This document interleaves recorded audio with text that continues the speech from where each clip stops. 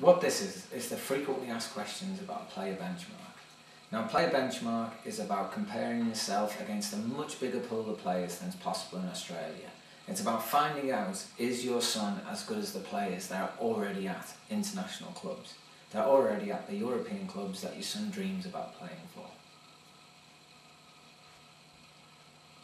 I think the answer lies in the benchmark results themselves.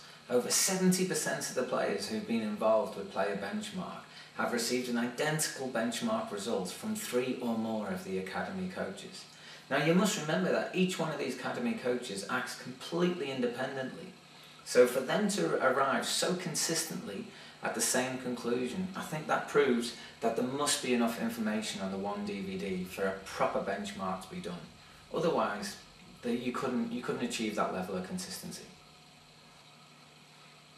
We don't, because player benchmark is an individual program. The team doesn't get benchmarked, the individual gets benchmarked. Now granted, a player will be expected to act as a unit with his teammates, i.e. position himself in relation to where his teammates are, where the ball is, and where the opposition are. Granted, he'll be expected to do that, but again, that will be on an individual basis. The team won't be benchmarked as a defence and attack or a midfield. It'll all be individually based. I don't think there's any positive benefits for the individual to train together beforehand as a squad. What do we mean by playing badly? Every time we benchmark, a player will come up to us at the end of the day and says they thought they had a really bad game and they won't get a proper benchmark because they didn't play well. Now, let's say a player is upset because they turned over possession lots of times and they gave the ball away. What an academy coach might see is that, 1, the player positioned himself correctly to receive the ball. 2, the player his body shape was right and he was facing forward so he could attack the opposition. 3, he made the right decision to pass. 4, he chose the right passing option. 5, he didn't execute the pass properly. What the player sees is that the ball was intercepted and they made a mistake. Whereas what the academy coach will see is four things right and 1 thing wrong.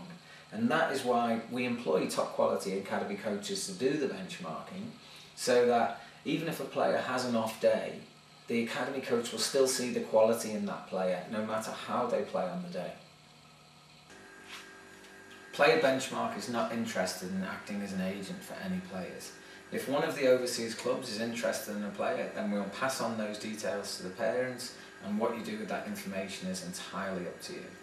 If a player achieves a good benchmark result and the parents aren't sure on what they want to do next, then feel free to contact us and we'll give you any advice we can to help you with any coaching or how to further that player's development.